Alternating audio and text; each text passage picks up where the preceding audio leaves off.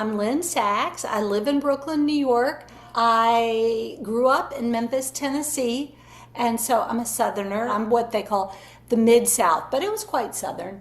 That's, I guess, a part of my youth and identity. And I'm a filmmaker, and I also am a poet.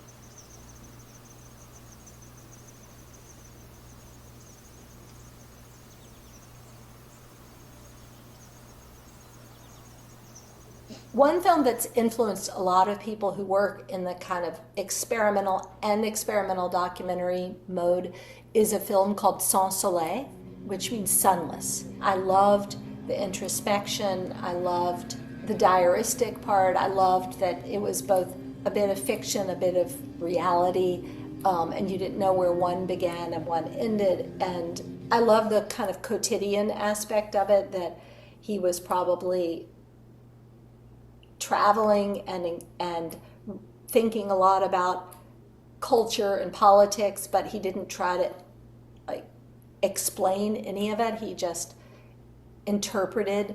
I also really love the films of Hollis Frampton. I love how irreverent they are and how structuralist they are, in particular the film Nostalgia. And with Maya Deren, I really like Meshes of the Afternoon, but I guess I was probably more changed or something by Ritual and Transfigured Time, and I love that title. Actually, Meshes of the Afternoon kind of blew my mind. I'd say they're pretty equal. And I always also really liked choreography for the camera, and that film probably had an influence on Photograph of Wind because it has this swirl.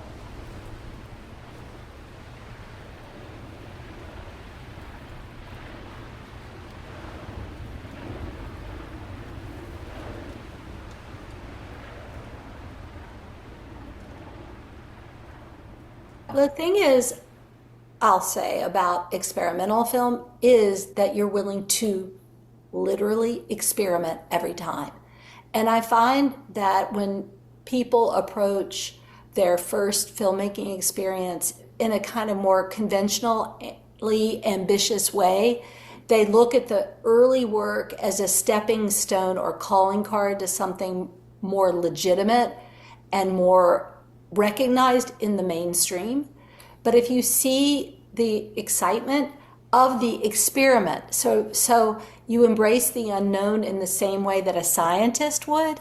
Like, we don't know what the results will be, but we are going to try everything. You might find on my website, I did this interview years ago about my work, and I came up with this idea with the interviewer of yes films and no films. So a yes film is a film that insists that any idea that comes to your mind you must pursue. Like, it could be cluttered, it could be overly collaged and montaged, but when you have an idea, you just have to try it. And then I have no films, which are of equal value, and no films have a kind of precise discipline.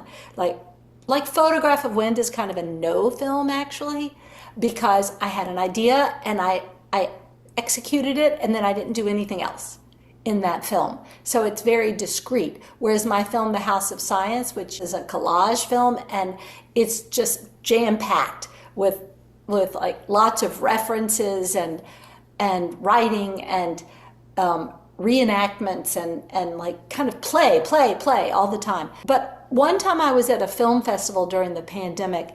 It was a bunch of short films, and there were 8 of us doing a Q&A on Zoom. And like within a few minutes, I realized that every other artist there had made a short film as a testing